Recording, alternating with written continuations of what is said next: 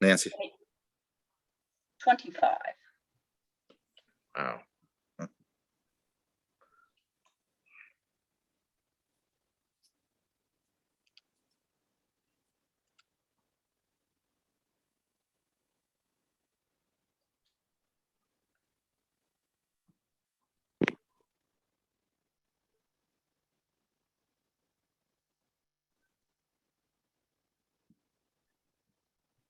Welcome, folks. We'll wait to get everyone in the room before we begin. Thanks for your patience.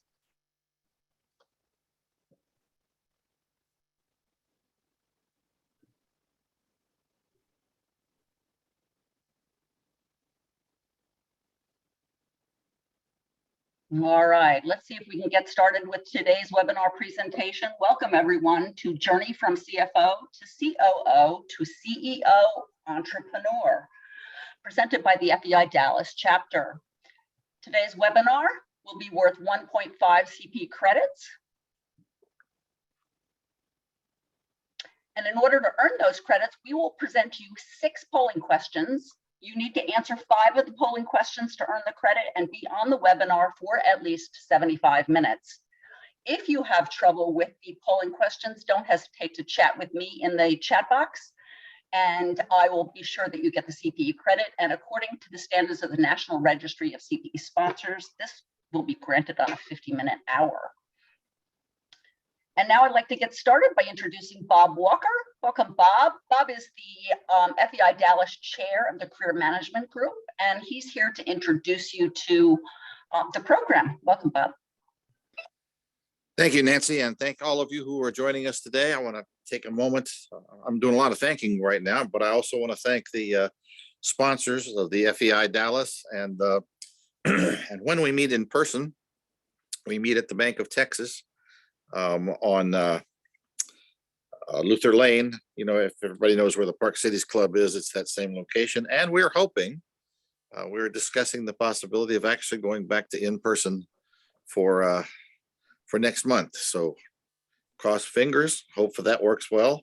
And again, welcome to all of you. I'd like to take a moment now to introduce you to Cliff Edwards, who was going to tell you a little bit about our speaker that we're all very excited about hearing. So if you would, Cliff, you're on. Thanks, Bob. Appreciate it. I'm Cliff Edwards with Thomas Edwards Group. Today we have Mahesh Shetty speaking. A lot of you know him. He is a past president of FEI. He is the founder of ILE, which is a high growth company that invests in residential real estate. Mahesh is going to talk about his journey from CFO to entrepreneur and founder. Give us a little details about that. He has been a CFO and a COO in several public and private companies. He's helped both growth and turnaround companies. He started his career at a Big Four firm. He has an MBA and a CPA, and is, like I said, he's a past president of FEI. He is on several profit and nonprofit boards. He's been recognized as the CFO of the year. And, you know, I've known Mahesh a long time. He's just got a big heart. He's truly a servant leader, and I'm happy to call him a friend and a colleague. Mahesh?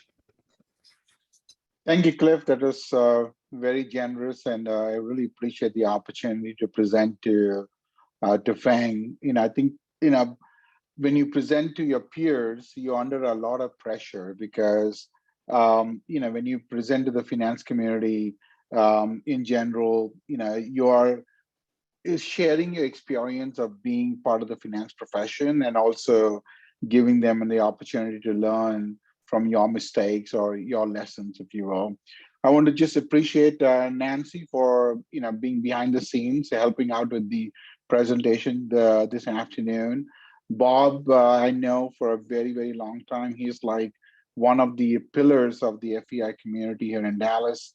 And Cliff, I know you spend a lot of time putting these events together. So we thank you for your service to our profession. So really appreciate it. With that, I just want, the way I want to lead the conversation today, and I'll let Nancy, you know, jump in with polling questions because we are required to have the polling question as part of the CPE credit. So Nancy, feel free to, you know, jump in whenever the time is opportune to to ask a polling question. Does that work, Nancy? Thank you, Mahesh. I have the first polling question up, and this is the polling question that asks our attendees if they are interested in CPE credit. This helps me identify how many of you I need to watch for answers. So if you'd answer that now, we'll get on to Mahesh's presentation, and I will try not to interrupt you with the polls. Mahesh, I'll just sort of pop them up, and folks are going to have to pay attention. Shocking. Thank you.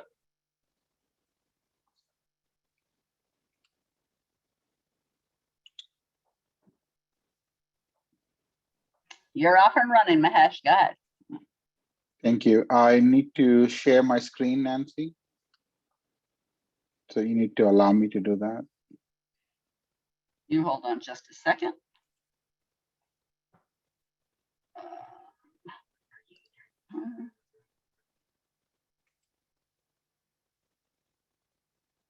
There you go. You should be able to share now.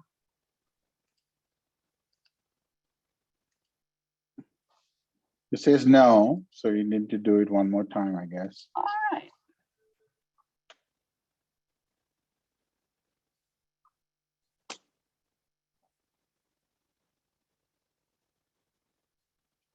It says you're a co-host. You should be able to do that. Let's try it one more time.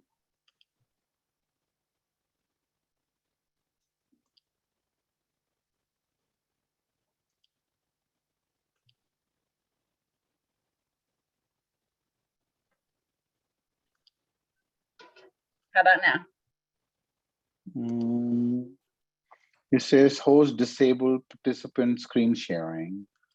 I'm not sure what is going on. Let's see. All right, I'm going to make you host. Okay. See how that works. All right.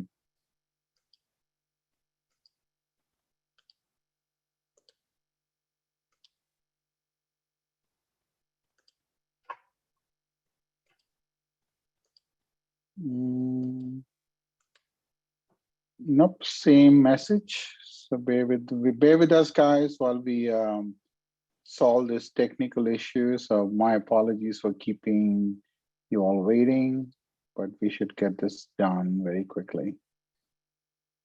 Nancy, do you want to share that?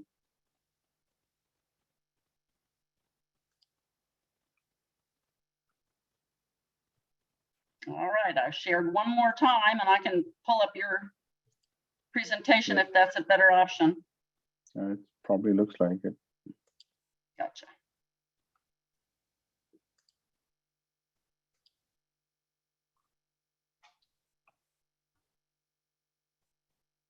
There you go. Can you see the screen? Yes, ma'am. Thank you, Nancy. Appreciate it. And sorry to put you through the having That's to present, okay. but I'll just say next at the right time, just so that you know that you're going to flip. So this is ILE. The word ILE actually, has a meaning. The word is means home in one of the several native languages from India, which is where I'm originally from. So it's actually enunciated ILE, ILE. So I added the apostrophe to the E just to make myself look sophisticated. I hope it works.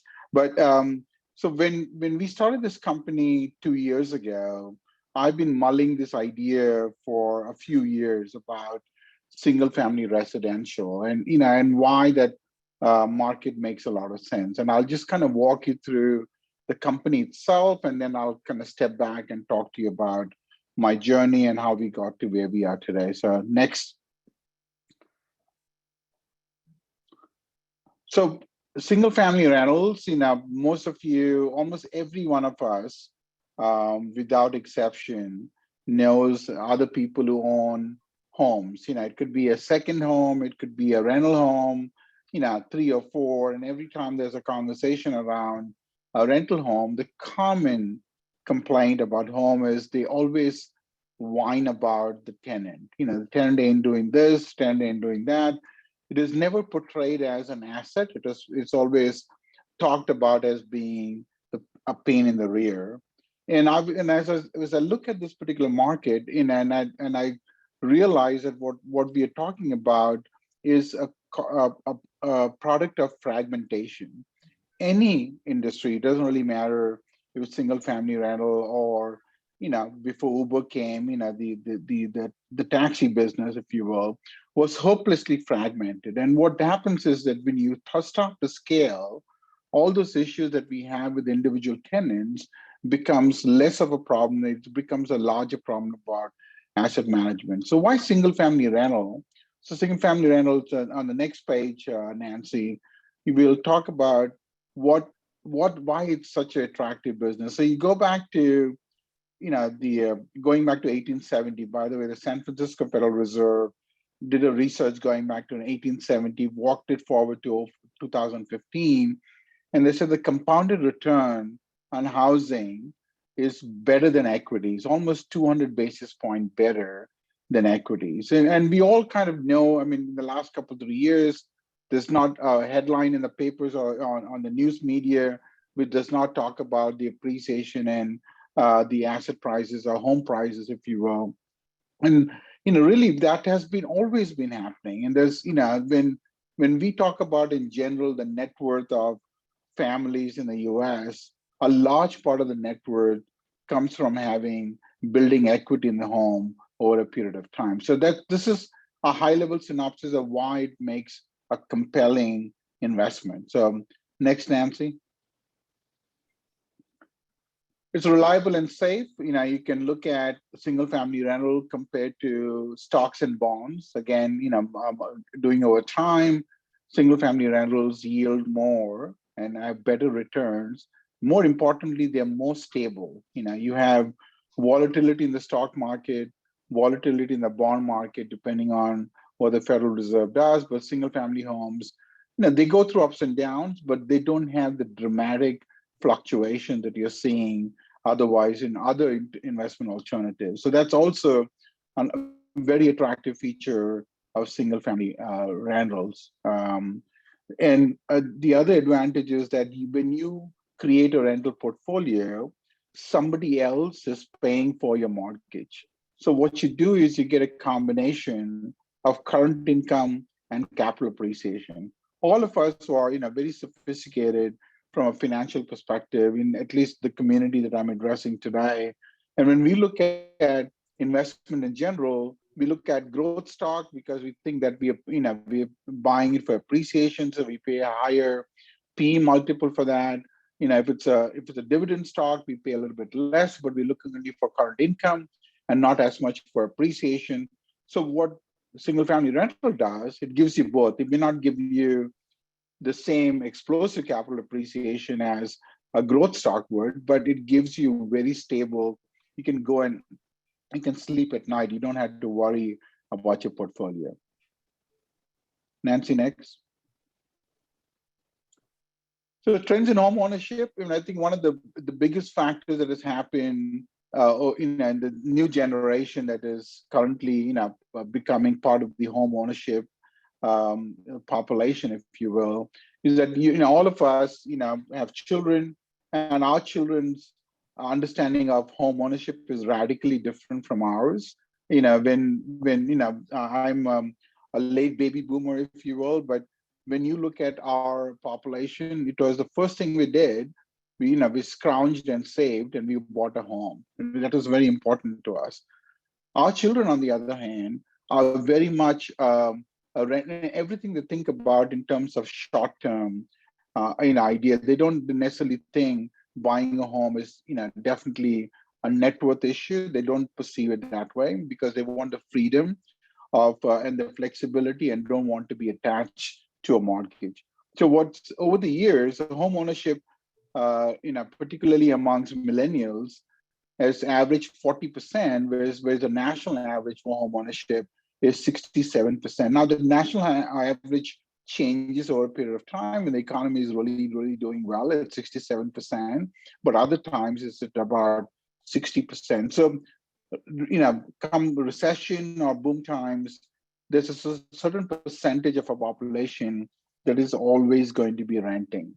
A combination of new immigrants, baby boomers retiring, millennials graduating from apartments to homes, if you will, as they get, a significant other in their lives. So there's a whole bunch of transition that happens. And what happens, the transition as you get a little bit older, regardless with your millennial or a baby boomer retiring and downsizing, the advantage of a home is much better than an apartment. An apartment, you can't, you may or may not be able to have your pet. There's the sense of privacy that you have in a home is less available to you. And then when you have a growing family, the idea of having all your family members under one roof is much more attractive in the single family space. Next. And then why rental homes is, when you look back and, look at the total universe of rental market, you can divide it into this multifamily space, which is generally 10 units and above. And anything below 10 units is considered single family. There could be a duplex or, a townhouse with 4 to 8 units. And then obviously the large percentage is single family rental. So approximately about 35% of the inventory in the country is rental inventory, and of that rental inventory, about 15 to 18 million, depending on how you do the count, is single family rentals. And in that single family rental, the other, when we started this conversation, we talked about fragmentation and why that was, that was a big issue in terms of, how you can consolidate a portfolio. In that single family rental space, less than 3% is owned by institutions. It's a very important point. And the reason it's important is because in the multifamily space, for example, if you were to go back 30 years, back to 1992, when in the multifamily business started getting institutionalized, or in the form of a REIT, the multifamily fragmentation was exactly the same, right? And now today, whether it's multifamily or office or retail shopping centers, the level of institutional ownership in those segments is over 55%. So there is a significant amount of opportunity in the single family rental space as we start to consolidate and it becomes rapidly an institutional investment as opposed to being a mom and pop investment. Next.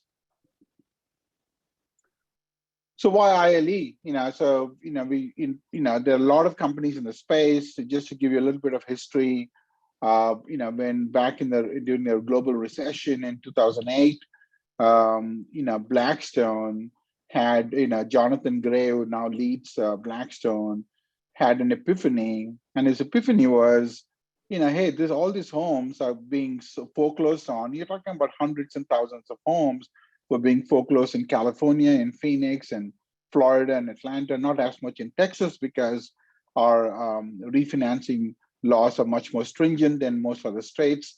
But there was an incredible amount of foreclosures. And what Blackstone did, and then Starwood followed, and there was another hedge fund that followed, they started aggregating these homes. They were buying hundreds of thousands of homes per month, together. And then, so when essentially Blackstone was a pioneer in institutionalizing the space. So what they did was they aggregated it, brought the property management function inside their company, if you will. And then, about 6 years ago, they went public. Today, they are the largest company in the space. They have 80,000 homes between Blackstone / Invitation Homes, American Homes for Rent, Progress Residential, Front Yard Residential, and First Key. Those large companies collectively own about 300,000 homes. Now, I just want to put that in perspective, 300,000 homes compared to about 15 to 17 million homes in the marketplace.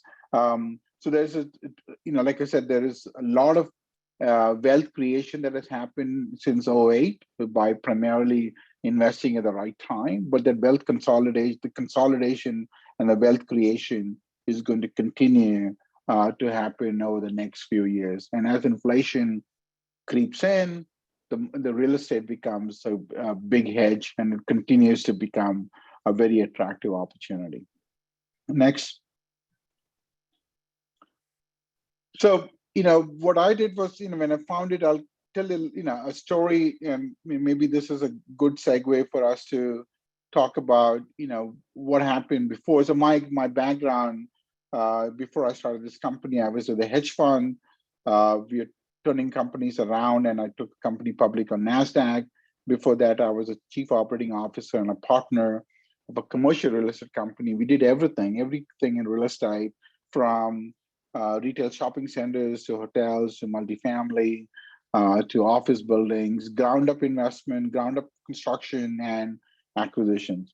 But we never invested in industrial, never invested in single family rentals. And I've been following the business since when Blackstone first got into the picture, and I felt that this was an area that we could easily go into. So, 4 years ago, before I started this company back in 2015, I'd gotten to a few people that I know, and I kind of advocated this idea that we should create a portfolio of single family rentals. And they all said, yeah, Mahesh, just tell us where to sign up and we're ready to go. And then I got distracted by an offer from a friend of mine who was running a hedge fund. And then, so I pushed the timetable back, and then fast forward to 2019, I looked at the same business plan again, felt that it made a lot of sense, and went back to the same people and said, hey, I still think this idea makes a lot of sense. They said, Mahesh, we will go along with you on condition that you do not take any calls from hedge funds, because we want you to be focused. So that was my commitment. We started acquiring homes.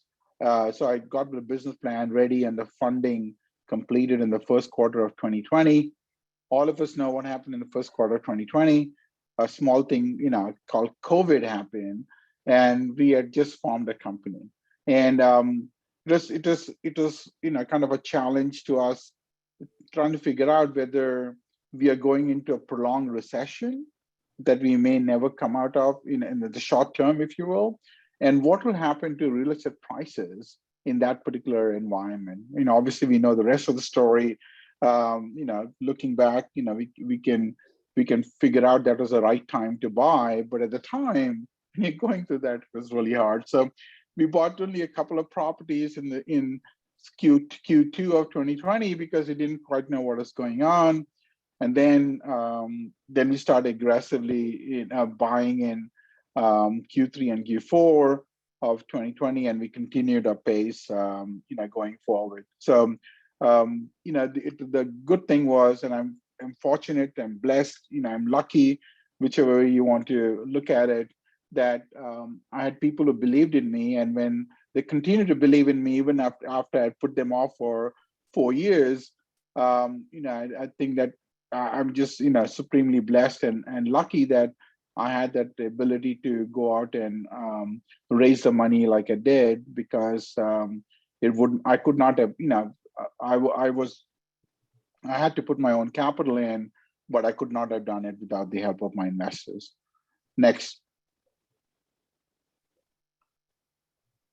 So Nancy's, I'll just wait for you to do the pop-up, if you will, the questions. I don't want to disturb your flow, but just jump in whenever you're ready. Yeah. You have a poll on the screen.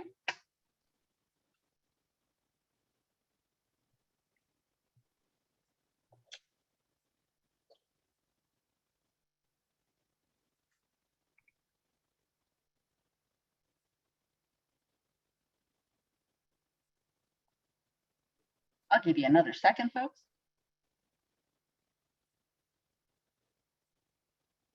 All right. Thank you, Nancy. Keeping my options open. Almost a full third of the audience are keeping their options open. That's good to hear. So think about entrepreneurship as being one of your options. So this really is a value-focused conversation to be had, and I think all of us, working in different organizations, we hear a lot of conversation about what the values of the company should be, right? And we hear that, and depending on which organization that we all have served, there is definitely a disconnect between the values we espouse and the values we practice.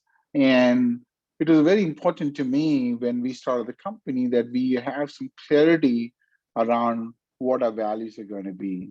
And we don't want to be seen as a slumlord who's essentially, trying to exploit their customers who are the tenants. Our focus was how do you provide a safe environment for a tenant who's bringing families and creating memories in our homes, if you will, so that our pyramid in our organization is tenant comes first always, and we want to make sure that we're doing the right thing by the tenant. And we look upon this as a service. So our tenant demographics are the police officer, the nurse, the school teacher, the restaurant manager, the front desk person in a hotel, the F&B manager, etc. So these are the profile of our customers. To income, they may make about anywhere from $100,000 to $130,000. The only reason they don't buy a home is because either they have a student loan or they have some challenges in the past, which makes their credit score poor. And our job really is provide a bridge to home ownership. And that is another long-term idea that we have, is really provide that our home as a way for them to create the memory for the family and allow them to take the next step in terms of owning their own home somewhere else. But that's really it has to come first, because we are not here to, we want to make money, but we want to make money the right way. The respect, the focus, the integrity, and the trust is all part of what makes us who we are. And again, it percolates, if we start with the right attitude, it percolates to the rest of the organization. And we have been, we have created a really dynamic team that is able to articulate the same values across the board. And that has really helped create, some kind of a critical mass, if you will, which helps, which permeated the organization and makes some of those values permanent in our organization. And we cannot take our eyes away from this, because we have to keep constantly re-emphasize it, because the people have to know it is important for you. Next. So, why are we different? Again, in the financial background helps, because having been a CFO, being numbers focused, etc. We did not, I don't care how good the asset is. This is what we did in real estate back when I was in commercial real estate. We're not buying anything, if it doesn't throw out cash for an investor. It has to make money after debt service. So it has to have positive cash flow. We never buy an asset if it's not making money. So how do we, so we leverage technology. We have proprietary technology to allow us to screen opportunities. Actually, our technology does the underwriting itself. So we're able to take a large pool of leads, if you will, and be able to truncate them from an underwriting perspective and only focus on the assets which fit our buy box, if you will. And in the other advantage is that we use local experience in each market. The wonderful thing about single family rental, and also what makes it so difficult to get into, is that you need to know what's happening in Mesquite. You need to know what's happening in Garland. You need to know what's happening in Arlington. In each neighborhood, there's certain areas which are better than others, and that level of subject matter expertise we have to acquire and kind of bring them on board, and that takes a lot of time. But that's really gives you a significant competitive advantage, because you're buying quality assets.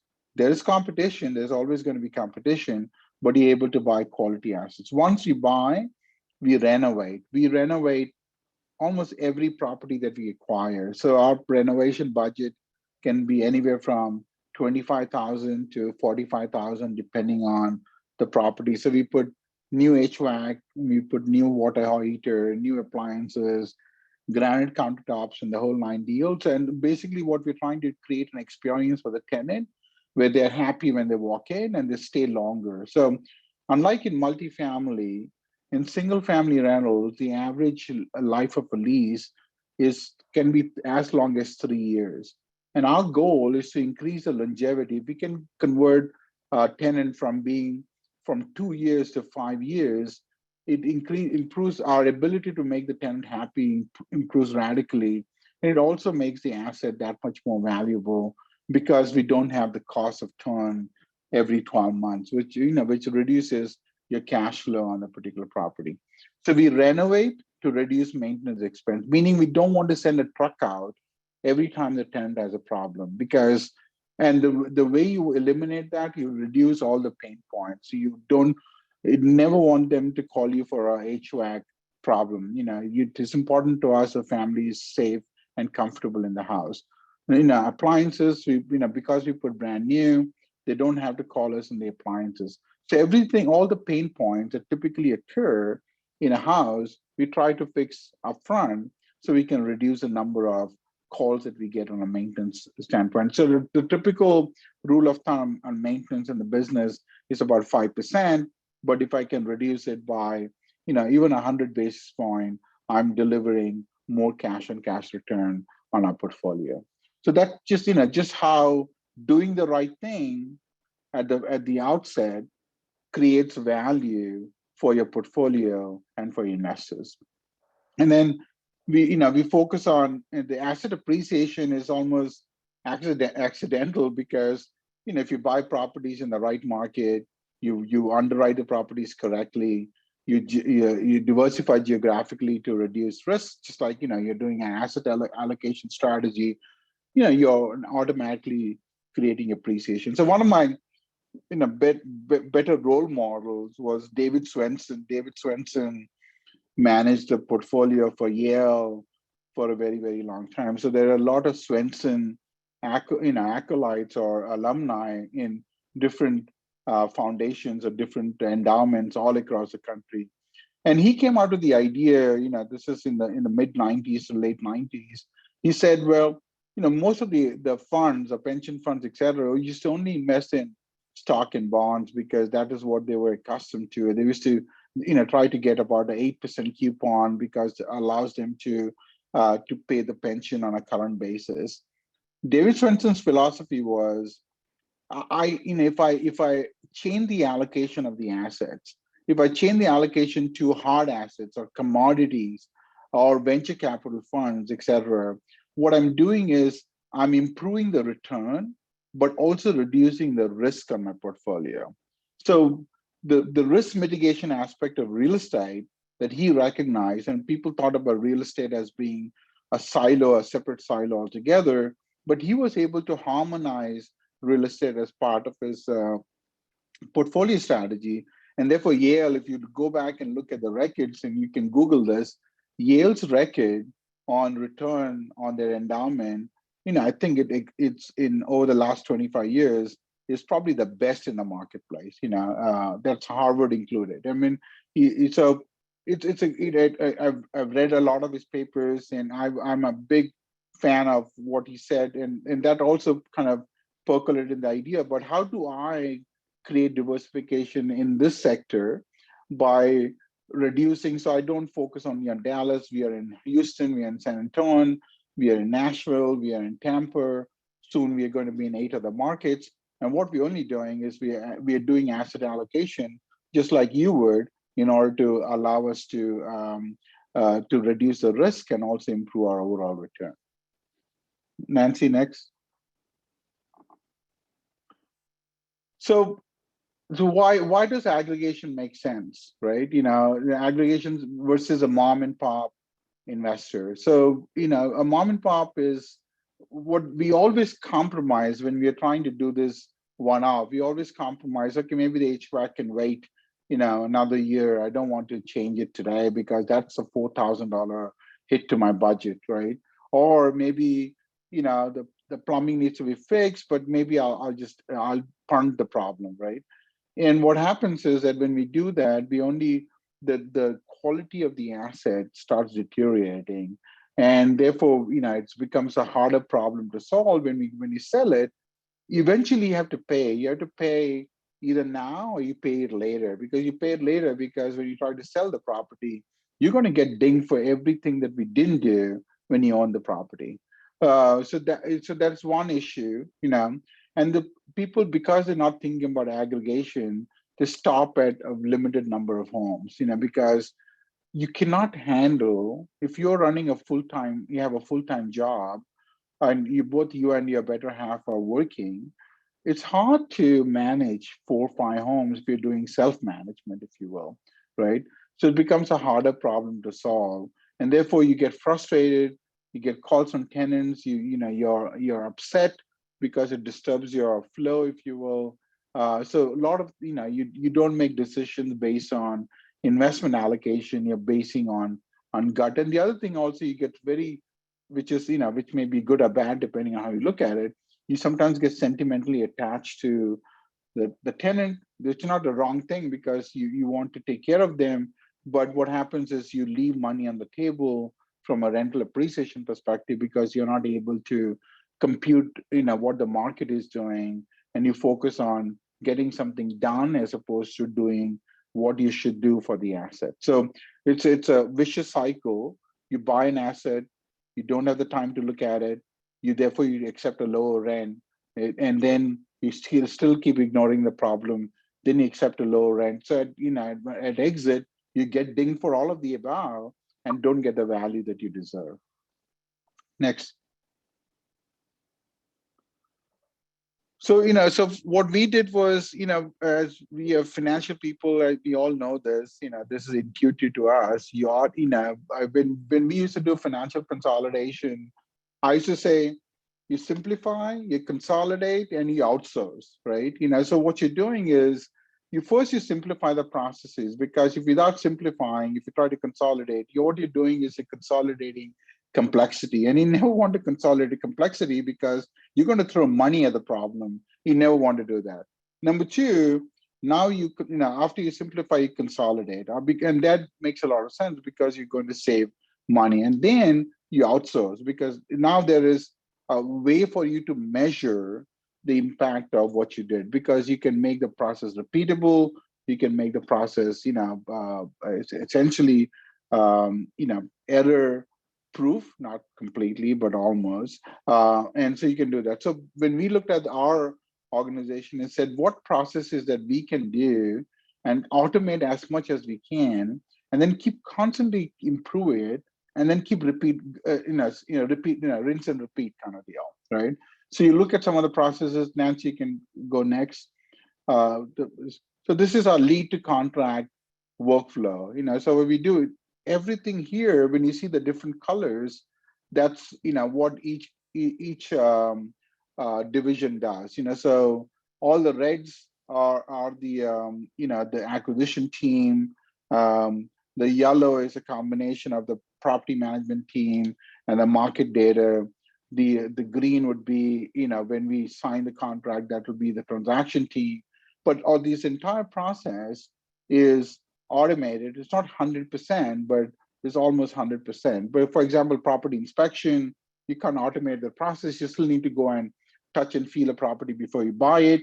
It's important, we never buy a property without walking the property, because you never know what you don't know. So I'll give you a story. So we had a property that we bought a year and a half ago, and we all walked and I didn't walk the property, but my team walked the property, right? And it was an older person who was selling the property, a retired, he was downsizing, etc. We all walked the property. So the day after close, when we get all the furniture out of the way, we walk the property. You could distinctly tell there was a problem with the foundation. In Texas, by the way, foundation, every property is going to have a foundation problem. It's only a question not of if, but when, right? So this property had a major foundation problem. And when we walked the property, we realized that we had never, when we actually walked it, we couldn't feel it, but there was an issue. So when we tried to get an estimate on it, that number was so far beyond our budget, it broke our budget. So eventually, that property is a lesson learned. I can talk about other examples of lessons learned in this process. And that was one of the lessons that we learned in the process, that you never know. Sometimes you do the right thing and you do all the things, but you never know sometimes what comes back and beats you over the head. So Nancy, next.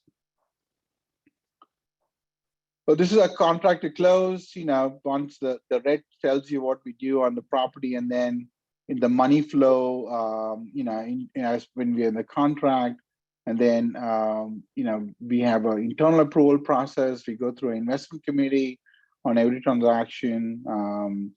So as the volume increases, we are in the investment committees only by exception, because we don't want to manage it. As long as it's in a buy box and it fits a bucket, we try to do it by exception, not for each and every property. Next, Nancy. Then this is close to lease. You see here we do the due diligence. Then we get ready for rehab. We do a pre-construction walk. We rehab the property. After the rehab its property, again, this is another example of the checks and balances. We have a property manager walk it, because the property manager is responsible for leasing the property, and we don't want to ever have the property manager accept the property without going through a punch list, because that also is an automatic checks and balances for a construction team, because we know they have completed whatever there has to be completed. So at every stage in our process, we have checks and balances to ensure the quality of the product that we put out in the marketplace. Nancy, this might be a good break to have another polling question.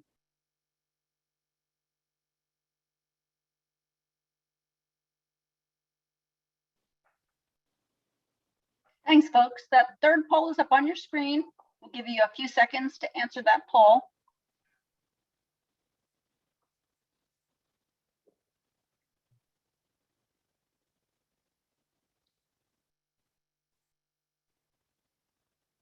All right, I think I'll end that poll. Thanks, folks.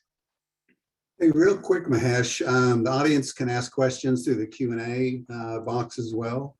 So we're actually through Q&A or chat, probably Q&A is best. I have a quick question is, I guess with the changing market over the last 2 years, how have you been able to find enough product? It's getting harder, because it used to be that you're competing, that we were competing with, every institutional investor has a slightly different buy box.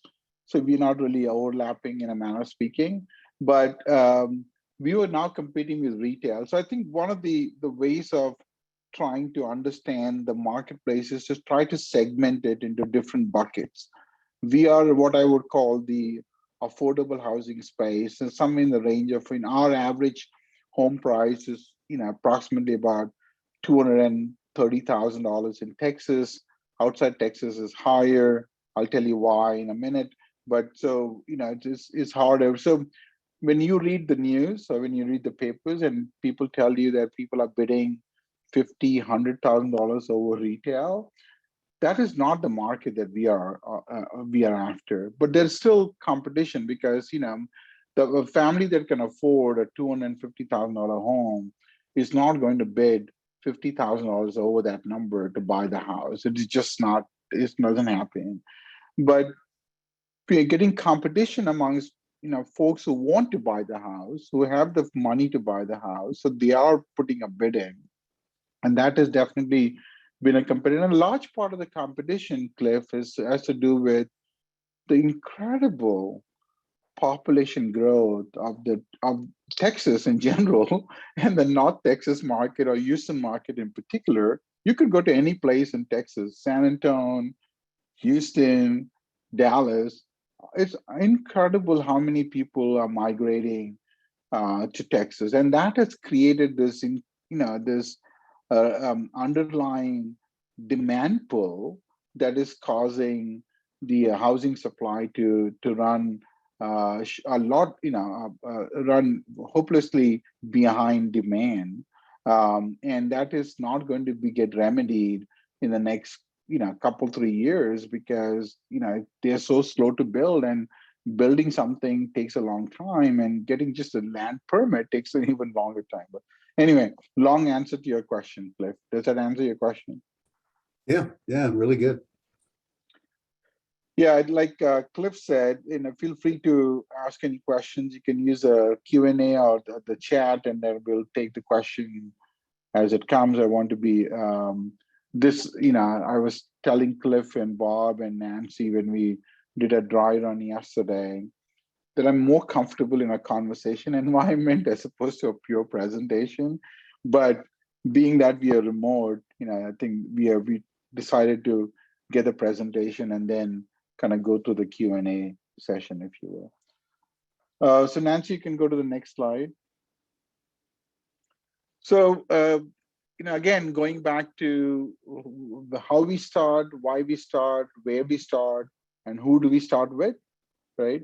So this is also another important part of my journey, is that have a really, really solid team of people that you can lean on. So one of the, I always have a few friends that I talk to on a regular basis, a combination of mentors and professional people who are in the business for a long time. And my goal has been just, over a period of time with finance people, we can connect the dots very quickly. We think we know a lot of things, and we also are, there's a very few people that we can talk to within the organization because our positions are by definition, different than most of the positions in organization. So I think the challenge is to go out and talk to people who will potentially slap you across the face a couple of times and say, well, have you thought about this? As opposed to ignoring it altogether. So this advisory board that we created is also a big chunk of our investor community, is what we did with the very get-go. This is the most important thing I did when I formed the company. So I'll just walk through their resume a little bit so you get a sense of the quality that we brought to place. So, Mahesh, quick question from Dave Siebert. With the increasing costs in the construction materials and limited availability of construction workers, how do you manage and mitigate this cost of investment? Remember, well, a couple of things. One is that is a reality of the marketplace, right? And that we have to acclimate to that. Number two, we are not developing, we're not building any homes. We're just renovating them. So for touch wood, I mean, obviously, everything, all the prices have gone up, but the basic thing that we do, painting, flooring, granite countertop, appliances, etc., they've not had the inflation. We've had challenges of supply, but we're not had challenges of cost. And because we are able to, give so much business to these contractors, we're able to get a fixed rate. I know, for example, on every line item in my house, I know how much it takes to change a faucet or replace a faucet. I know per square foot rate on my flooring. I know exactly what it takes to paint a house, interior and exterior. I know my fence costs, and all of these costs that we have are pre-negotiated. And we, if I were to do the same thing at home, for example, I would probably pay twice as much in terms of renovation that I'm paying outside on our inventory, just because we have the same contractors we use. The other thing that we do, we pay them on time. Even if somebody says we need to get paid weekly, we do that, because the last thing you want to do is a contractor not be able to pay his people. So it's important for us that we take care of that. So a short answer, we have not experienced a lot of inflation. We have experienced some appliance delivery issues in markets, but not the cost has not gone up. But more recently, just in the last week or so, we had the lumber costs have gone up so much that if I have to replace a fence, what used to cost me $19, per square foot is now costing me about $40. So that number has gone up, but we're able to mitigate that with the other expenses. So it is up, but it's not radically up as much as what the market is telling us. Yeah, I'm guessing a nice benefit has been just, the market value on your properties going up, Oh yeah, that's I mean, it's true, but the value has gone up, and the escalation in prices over the last 2 years. I don't know if it's really sustainable, but it's definitely gone up. And I think what is really interesting to note is, and I think shelter or the rent is a real leading indicator of inflation, right?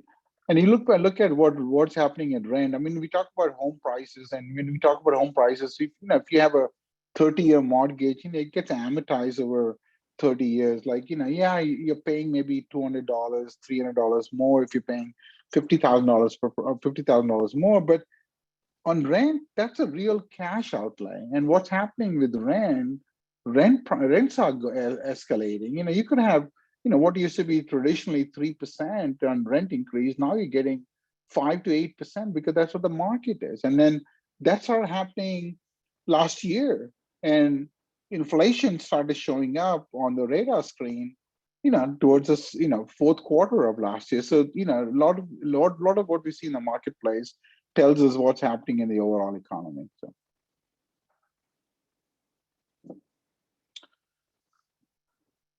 Nancy, next. So Bill Colley is on my board. I don't know how many people know Bill, but Bill is an incredible entrepreneur. He just got a Lifetime Achievement Award by the Texas Real Estate, the Real Estate Council here in Dallas. If you drive up and down the tollway, a lot of the buildings that you see is built by Bill. And I didn't know him personally until he joined our board, but I knew somebody else, so he was kind enough to join the board. An amazing entrepreneur, just really being a source of a mentorship and advice to me over the last couple of years. Next, Nancy. Again, I mean, for people in this audience who have children and who like Pokemon or Dragon Ball Z, you can blame Gen for it. So Gen started out as an engineer, and then got his MBA from Columbia, started his own company called Funimation, which is based actually in Louisville, sold it, and then bought it back again for 25 cents to the dollar, then sold it back to Sony in 2 different tranches. The last valuation was $250 million. Very direct. One of the things of having as much success as he has had is that he doesn't have to mince words. He tells you exactly the way he thinks, and which is also good for me because I don't like any sugarcoating if people are talking to me. So he's been a great friend and a board member. And the last one, Nancy, the next one is Raj Malik. So Raj is one of, he's a E&Y Entrepreneur of the Year. If you are buying any Disney or any Batman or Universal Studios merchandise anywhere in the country, you can thank Raj for it, because he is the largest licensee of all these brands, if you will, in the planet. I mean, very low key, incredibly humble, very smart. Started, when he graduated from UT Arlington, he was selling in flea markets and door to door. So he's really become an entrepreneur the hard way, and just amazingly bright guy. So I've been like I said, I've been blessed and lucky to have these guys on the board of my organization. So they have been very important sounding board. We meet often, and we talk, and it's just been it really helped me crystallize some of my own thoughts and build the company. The next is really the team. So you can go next, Nancy. So, I mean, you heard about me. So this is a little bit, about me here. So my background again is private equity, venture capital, public companies. So I've kind of done the gamut, if you will. Start out in public accounting, and then left for the dark side. I thought my partner wanted me to stay because he thought I could be partnership material, but I always wanted to be on the business side of things, and that's what I did. Next. So some of you guys may recognize Dinesh. He's a FEI member. I knew exactly, even when I started the company, I knew that he would be part of the team. Always he worked for me briefly at the previous company, was part of my team. Super humble, very smart, knows his stuff, and I kept him informed on everything that I did in the company. And when the time was right, I just, I told him to come on board, and he did. So he has been an incredible addition to the company. Dan Brady, again, this is the power of FEI for people who are still recognizing. And Dan was introduced to me by FEI president, and I didn't know Dan 2 years ago. I outlined the vision for him. He liked what he said. He said, "I'm in," and then he joined. Dan was a Nestle executive before he took early retirement. Has done a lot of work in acquiring and renovating homes. So just a tremendous background. The next, Nancy. So Scott Tinkham, again, another lead from my network. He was responsible for renovating over 5,000 homes all over the country. Get deep understanding of construction, knows pretty much every general contractor in the space all over the country. I can't tell you how big a competitive advantage that is for us when we think about going into a different market, because he knows the space, right? Krishna, again, another person that I'd talked to before, I had him in mind and brought him on board as soon as I could, when we were right. Thank you, Nancy.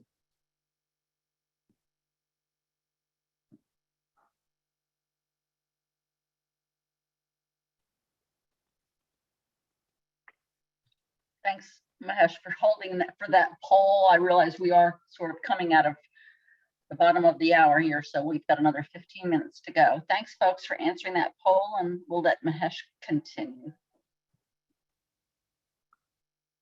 And the big part of this are the other members of the management team that are not listed here, but some of them I had to, kind of pursue for a year and make sure that I had the right people in the organization. So, for example, Dinesh I pursued for about 8 months. Scott, almost a year. He was helping me out, but it took me a year to get him on board. There are 3 other people in the organization. I kept talking to them, kept telling them, here's what I'm doing, and they finally they just wanted to avoid me, I think, and decided the best way to avoid me is to join me. So that's what happened. But I'm really, really, really proud of the team that we have built in the organization. So, and I think that it's really helped us get to where we are. So last year, we started with a fund, and then last year we another example of sometimes good karma helps is and I'll talk a little bit about that in a short bit. But Nancy, you can go to the next slide. So we talked a little bit about the Eiley journey. So last year we started with approximately $10 million in funding. Built a portfolio, and then started, getting, interest from investment bankers about what we were doing. they like the team that we put together. They like the technology element of our story. They like the experience that we had in the team, etc. And then, so we signed the investment banker, by the way, I had worked with him before, about almost 8 years before I actually engaged him in this particular process. Just a very, very smart guy, very, very good at what he's doing. And he liked the story. Also, a big part of that, he trusted me and believed in me, which is also very important. And then we started working the market. And then last October, we consummated a deal with a large REIT where together we are trying to, we want to put out about, anywhere from $300 to $600 million in the space, just to kind of elevate our position as being one of the larger companies in our space. So that's where we are today. We are, when I think about the growth in our company, going from 2020 to 2020, 2022 today. So 2020 was really, crawl. We were crawling, creating the people, the processes, our technology to support our future growth, to allow us to scale. In 2021, we started walking. And in 2022, we are prepared to run. I think I use that phrase because I think it helps to kind of distill the essence of what organizations do as we grow. And I think what we are trying to do is we have to have the right people in place. And we have to have the right advisory board. We have to have the right partner. We have to have the right, the team of, bank, et cetera, the bankers, the right title companies or the right insurance provider, et cetera. We have to get all of those elements right so that we know each one of them could grow with us over a long term. So that's what we really set out to do. And, so far, we had some bumps. Don't get me wrong. We made some mistakes, but we are stronger for it, and we also better for it. So, that's kind of a high-level synopsis. And I did mention earlier to Cliff your question about, why our average prices in Dallas or Texas in general are lower than outside Texas. And I think the answer is pretty simple.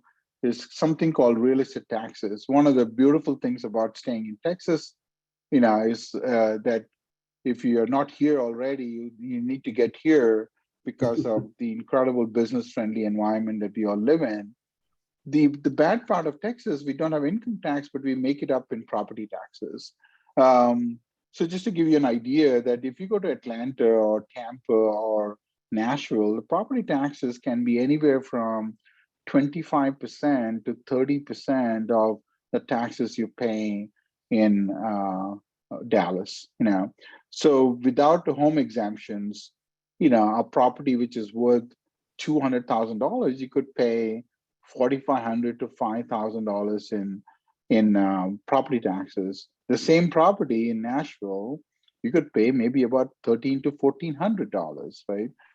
Makes a big difference to the economics of a house. And that's why our average pricing outside Texas is different than in Texas. So I'm sure people have a lot of questions. So I think that was pretty much the last slide, I think, Nancy. Did you have another polling question before we open up the floor for questions? Thank you, Mahesh. Yeah, I have 2 more polling questions, and I'll stick up the next one that's coming up. Okay. Folks, if you have questions, don't hesitate to put them in the chat or the Q&A.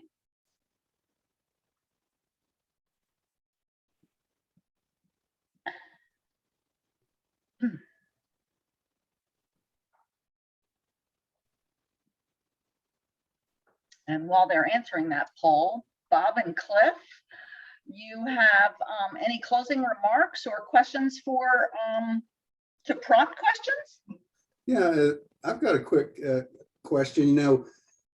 The audience is everybody probably has had some thought about starting a company or a business.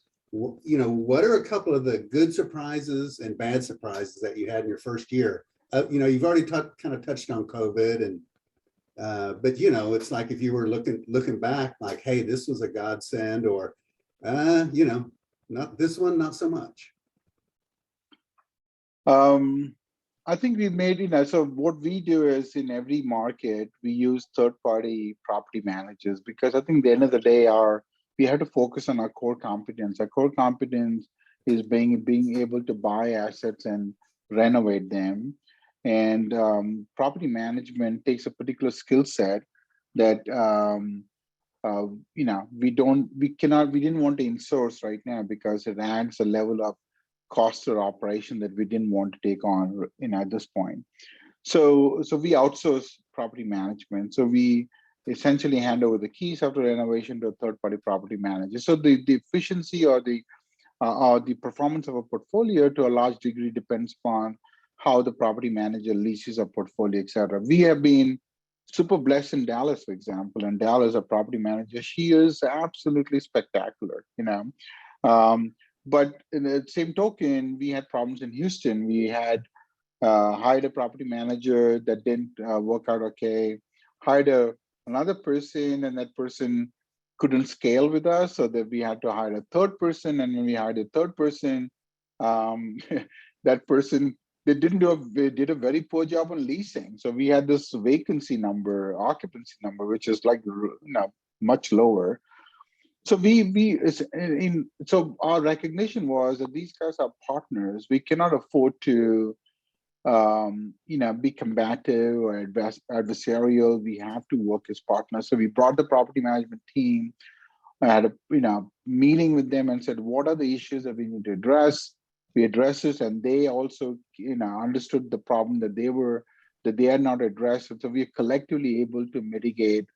In the last couple of months, we are able to solve the problem largely. So we made mistakes. We made mistakes in Nashville, a similar mistake in a property management solution, because we need that local expertise to be very, very important part of our network. And in terms of allowing our ecosystem to flourish, that property manager, when they talk to other property managers in our ecosystem, we collectively learn and become better.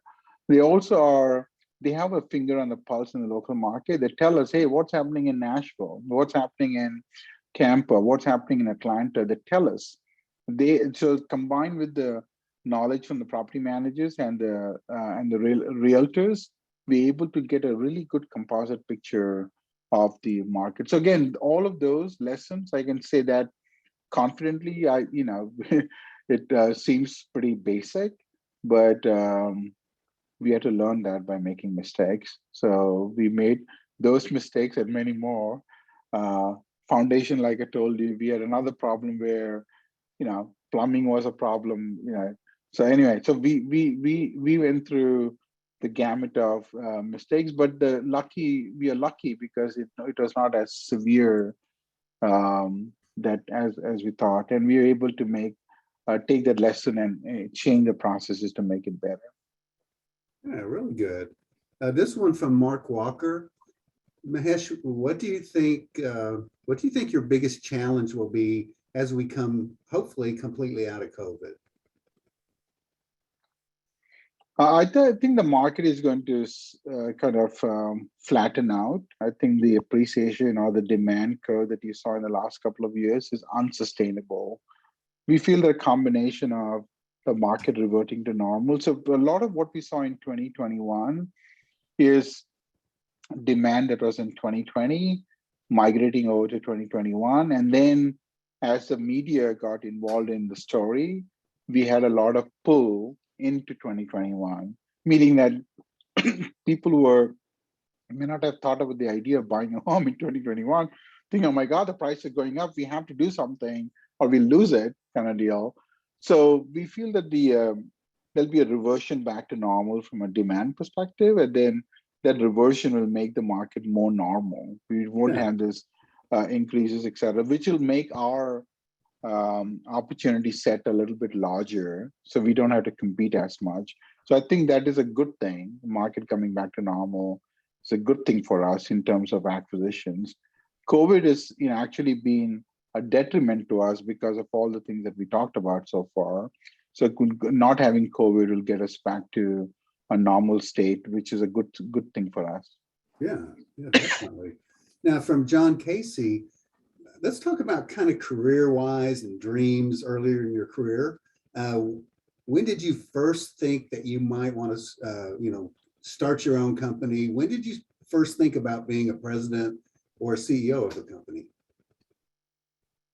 This is my, I've done 3 startups before. So, two of them technology startups, another one was a restaurant startup. So I always fiddled around with, I think the combination of maturity and wrong timing, we did well, but not well enough in those ventures. So I think I come from a business family.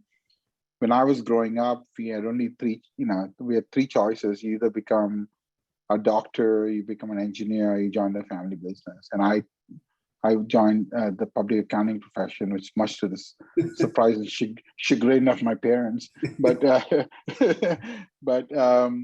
but no, so that was always, that's the environment I grew up in. I didn't know a lot of people when I was growing up who was really employed. Maybe a couple of my uncles were, but otherwise everybody had their own business. I was so in that environment, you're kind of trained to think a little bit differently. But then also, this is, I always wanted to do something on my own. Just the idea of being independent and taking care of yourself was very important to me. But like I said, I had to burn my hands quite a few times before I got to this point of time. So I don't think I made my share of mistakes yet. So I'm sure I'm going to make more in the future. Yeah, I went through a few of those things myself. Yeah. From John, here's one from John Wexler. Compare your approach and strategy to, an Invitation Homes or a Blackstone. Yeah, I mean, it's not, this is not rocket science, right? The rocket science in this particular business is scale, not about buying. I mean, I think if all of us put our heads together, we would buy pretty much the same asset after you spend some time in it. The rocket science is the aggregation, the underwriting, being able to underwrite, say, using technology. So that varies between companies. Some people buy a 1950s home, other people buy, any home, they don't care, so we don't buy very, very old homes because we feel that doesn't lend itself, long-term from a repairs and maintenance perspective. But really, so that's the one difference you can have. We don't buy our average rents are in the range of about $1,750 thereabouts. So we don't buy in, what do you call, areas where it's less than $1,000. So we don't. That is not the demographic we play in.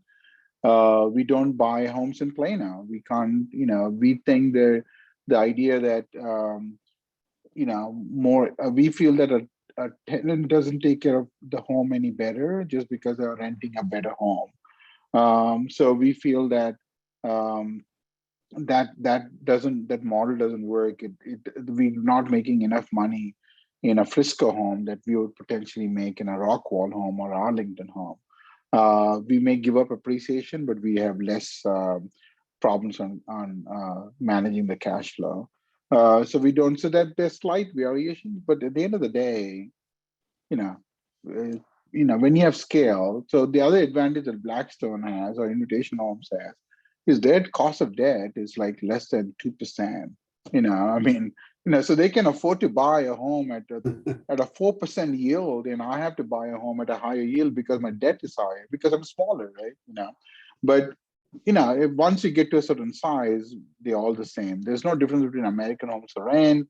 American Homes for Rent is going out to the build-to-rent segment. Invitation Homes is more on a home-to-home segment, so that's only different. But otherwise, I don't think cost of capital. Yeah, that difference in platform costs and then an interest rate cost makes you a good acquisition target at some point. Amazing, yeah. So that is a big difference. So people are prepared. I mean, we have seen this in multifamily over a long term. The reason multifamily cap rates, of people not familiar with cap rates, is the reverse of the P ratio. The reason life insurance companies pay a 3 cap on a property in uptown Dallas is because their cost of capital is almost zero. So if they get 3% and then lever it, then they're getting a 5, 7, 8% return on the capital. That's good money for them because they're looking for a threshold of 7 to 8% yield, overall on their portfolio. So they can afford to play that game. But average Joe Blow, your cost of capital is X amount. You need to recoup the cost of capital, so that doesn't work for average person on the street. Any thought of doing that rent to own or selling parts of the portfolio? Or is it more about building the size and getting bigger? So building the size is not selling. It's not on the radar screen yet. So we're building the size is more important. We are not in the development business. There's too much brain damage there, and I want to preserve the gray hair that I have and not lose it altogether. So building something from the ground up has got an amazing amount of challenges associated with. So we're not doing ground up. We have a more broader vision of how we look at this. So when we look at, we think that people pay lip service to housing affordability, right? I mean, you pick up the newspaper, every politician talks, and the way people are trying to solve the problem of housing affordability, depending on which market, is by imposing rent controls. And we think that is a worst conceivable solution. You can't create affordability by repressing demand from, because when you have rent control, less people are going to be developing properties, because guess what, they're not getting the return they need. A better solution, we think, at least, that's my larger vision. So when you look at my slogan of my company, we talk about creating wealth and doing good. So I think the creating wealth is really being part of this capitalist economy that we all love and and prosper in. And really, there's no other country in the planet that comes close to what we provide in this country, right? Zero. I think Nancy has one other poll open. I just want That's correct. I've got the last poll up on the page. Okay, thank you. Yeah. So forgive me, Cliff, but our vision of creating that affordable option is slightly different. Our idea was, hey, well, let's create the wealth. That's important because that's what we're in business for. But then use the wealth to create an opportunity set, which is, let's assume that I buy 10 homes. I'm making up a number right now, and then go out to the marketplace and offer a 50-year mortgage to people. The same home, but give them 50 years. So essentially what you do, you're reducing the rental cost to the ownership cost to a below rent number, right? What that does is that now every family, and I think the whole idea about 30-year mortgage was created by Fannie and Freddie because they felt that 30 years was a legitimate life of a home, if you will, right? But you go to Pittsburgh or Philadelphia, everybody who lives in a house is 75 years old, right? Nobody thinks much of it, right? So this concept is an artificial concept because of the bones of the home are good. It can stay there for a long time. It doesn't change. So if you take a 50-year mortgage and then allow people to pay that over a period of time, they are building equity, right? This concept of creating home ownership, which really home equity is 85% of the net worth of baby boomers is wrapped up in home equity. And if we are be able to create that opportunity set for people to buy a home and create equity for itself, and then we are looking to maybe foundations or nonprofits to securitize the debt, now we have solved the problem. I think the private equity, private enterprise has a better opportunity to solve the problem than the government will ever do, right? There's no doubt in my mind that private capital, given the opportunity, will create a better solution than anything than the government can. So anyway, that's a very long-winded question answer to your question, Cliff. So let me say, Ash, let me say that you have indicated you would lose your hair, but let me tell you that Cliff and I will give you that there's advantages to not having hair. Yeah, Well, I mean, if you're too attractive, it's distracting. So, yeah, agreed. Were there any other questions, Cliff? yeah, Nancy, it looks like we're having a couple of issues. If you look in the chat with the polls, one of the polls. Yes, I've been paying attention to that. Thank you, Cliff. I've responded to both John and Debbie and everybody else who's had an issue. And I'll be sure everyone who gets, who's on the call and wants the credit will get the credit. And we do appreciate your time. Great, great. Well, Mahesh, we're so happy that you joined us today, and it's just a fascinating story. And anybody who has, and you've done it numerous times, but started a company understands, you know, the sleepless nights and the stress and how so badly you want to succeed, and then you want to change people's lives. So it sounds like you're doing just that. So congratulations. Thank you. You've been on a journey, you and Bob both. Bob, went from being a turnaround CFO to helping people manage the money. You did, something similar. You started your own company. So you've both been on the journey. And I think you understand and relate to that. So it's, thank you for giving me the opportunity to speak to my peers, my favorite audience, the FEI audience, the FENG audience. Yeah, thank you. Well, thank you so much. From Tammy Cordes to Mahesh, great story, and I'm a believer. Thank you. Appreciate it. Goodbye. Yeah, we knew you win. All right, we are basically out of time. CPE earners, you will hear in 7 to 10 business days, hopefully via email, deployment through the FEI system. We do appreciate your patience with that. It does take sometimes a little bit longer. Again, thank you, Mahesh. Very enlightening for those of us who are retired and now thinking maybe we shouldn't be. You have a great evening, folks, and thank you again for participating. Thank you. Does end the Take care. webcast. Bye.